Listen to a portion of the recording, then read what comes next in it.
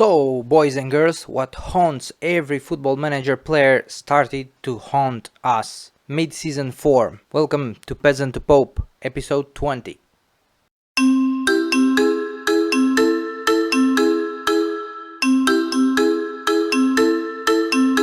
How do we solve this? We have mid-season syndrome here. After the loss with Lazio from the last episode, we managed just a draw with Inter, where it was mostly a question of character, as we managed to get one up, but they got the goal right at the death through Barella. With Juventus, we meet and greet Mbappe, who, by the way, plays for Juventus, as it often happens in Football Manager. We were able to mark him well until the 16th minute, when a cross from Chiesa finds him on the far post and he forces an own goal from Golini. Rodrigo seals the score 10 minutes later. Against former team Benevento, if we go a little bit further, I was half-hearted, as I wanted us to win, but I didn't want to cause them any harm. Ferreira Carrasco had other plans, as I moved him on a more offensive role to give Sadilek some minutes. The Belgian international had an instant impact, scoring after just 45 seconds. Not long after, in the 50th minute, he netted a header from a close cross from Neto. Benevento pulled one back through Gianluca Gaetano, and Alex Baena had other thoughts, and he scored his first goal of the season from an excellent free kick to seal the equalizer. In the match with Cagliari, we started shy, but in the 25th minute, a headed pass from Carrasco found Evanilson in the 6-yard box and we opened the score. In the 85th minute, Sofiane Amrabat goes for a hard tackle on Politano, and the referee gives him his second yellow card. In the stoppage time, with one more man, we lost concentration and allowed a goal from a wide free kick from close to touchline. We dominated first half of the match with Genoa, but nothing really to show for until the 57th minute. A free kick executed perfectly by Yannick Ferreira Carrasco, and we managed to pull our first win after 4 matches. 4 matches without a win. Next match is against Mourinho's Roma, and then we are playing Milan, who are on top of Serie. By the way, the league looks like this, so we aren't really progressing from last season. 12 matches in, just 19 points. Mid-season form really hit us. Well, before going into the game, something happened. Mourinho is out, boys. He didn't even manage to stay on until our first matchup, given the fact that he talked so much before the season. Of course, we are here in the sack race, so we are not that far. But anyway, Mourinho sucked. Now let's see what we do against Roma. So we will approach Roma with a 4-2-3-1, where we will try to keep as much the ball as possible. We will go with lower tempo and shorter passing, play out of defense, and try to be as wide as possible. This is mainly due to the fact that we want to keep the ball and keep the possession as much as we can. We will have Fabian a little bit on offensive here, a little bit forward, and Mandragora and Castrovilli will assure that we have good cover for our back four. We will go for a back four instead of a back five, as we did in the first matches, because it seems that back five does not work as good, and we would like to let's say have players that know how to play the ball and know how to take it out of the defense better than the back five that we had, where our wing backs used to overlap and go much further in front. We will have Carrasco here as a winger and Hirvin Lozano on the right side as an inverted winger.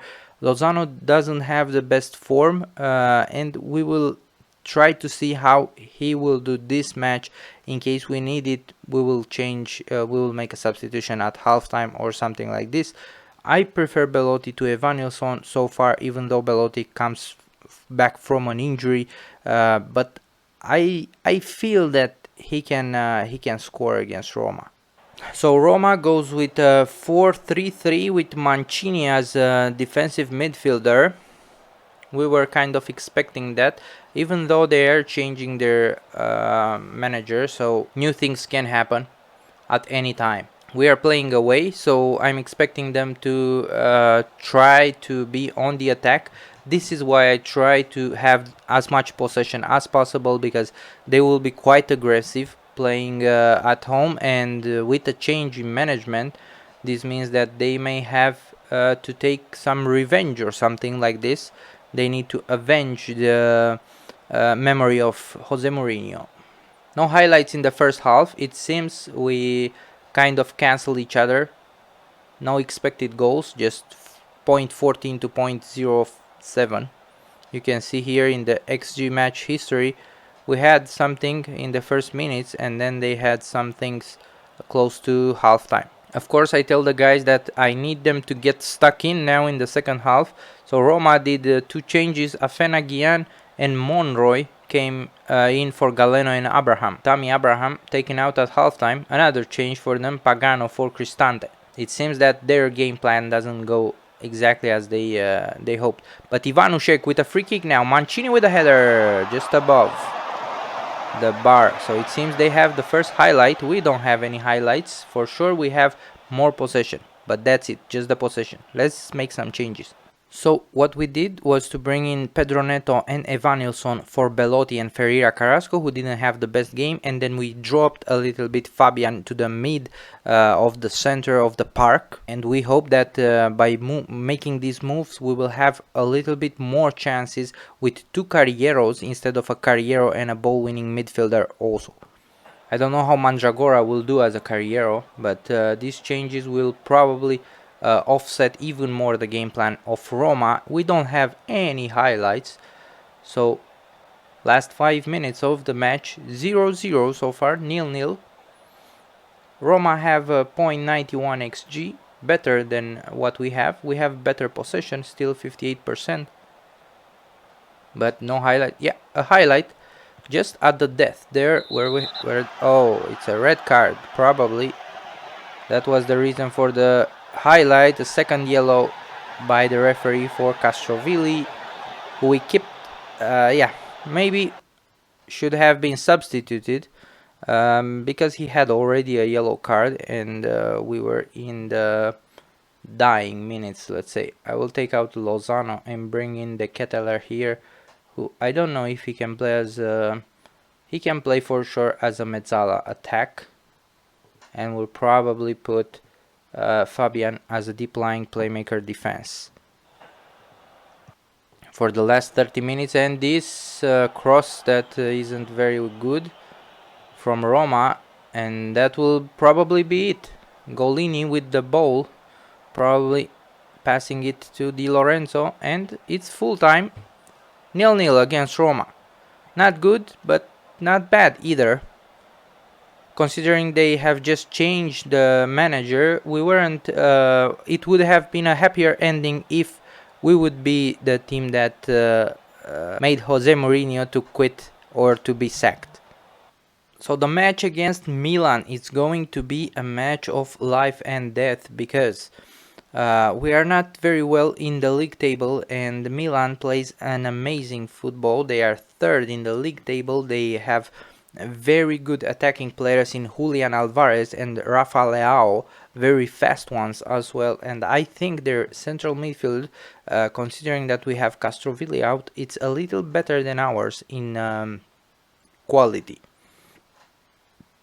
We will play this 5-2-3 with Lozano and Evanilson. Maybe Evanilson a little bit on support duty. I may have to put him also as a deep lying forward support, because I want them to stay also a little bit wide and kind of open the space for even other players coming in. But we don't have other players for the moment, the way that we are set up at the beginning, because all our defensive players are on defense duty.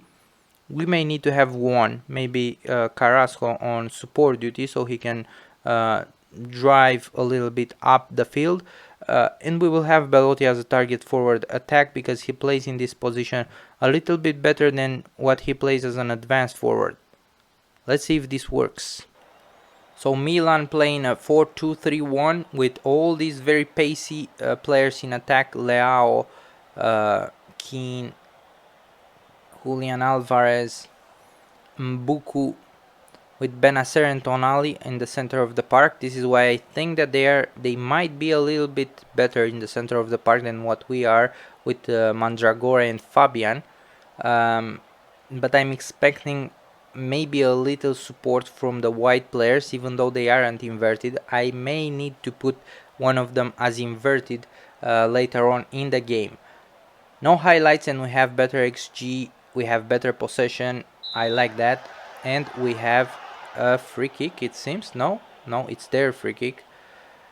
So the first highlight, it's a free kick for Milan. Tonali, oh, I think it's just over. Might have just touched the crossbar. Tonali. So we are in blue and they are in red and black. I think that's pretty obvious. Just one highlight in the first half so far. We are really set up to cancel out our opponents, it seems. So I changed a little bit the roles. They switched Berardi with Rafa Leao. Berardi on the left side. He was more right winger. And Mandragora gets a yellow card there, and he needs to be careful. They have another free kick. Very dangerous this time with Berardi shooting and above the crossbar. We are a bit lucky here because it seems that they can get free kicks close to our box, which is a bit dangerous considering that they have a couple of players that can put them in. We don't have any highlights. It seems that we don't have a lot of attacks that can produce danger. We may need to do a couple of changes. So I'm switching to whatever you want to call it, 4-4-2 asymmetric if you want, with still kind of 3 defenders but 2 wide center backs. Carrasco a little bit more on the offensive, Evanilson and Belotti both advanced forward, and I switched on Hudson-Odoi for Hirving Lozano. This more attacking style might cost us, but we played positive both with Roma and Milan, yet we didn't manage to create real chances, real important chances against both of these teams. A couple of substitutions just because Kalidou Koulibaly was a little tired, and they have a corner with Julian Alvarez, Rahmani and Hudson-Odoi. We are on the counter. Let's see Hudson-Odoi how fast he is. Quite fast, I think. Now the English is on the right side.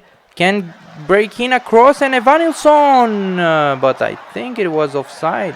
Evanilson, Maignan had a wonderful save there, but a very good run from Callum Hudson-Odoi, and another 0-0. Ladies and gentlemen, 2 matches, 2 draws, 2 points against Roma and Milan, and I think that our mid-season form continues.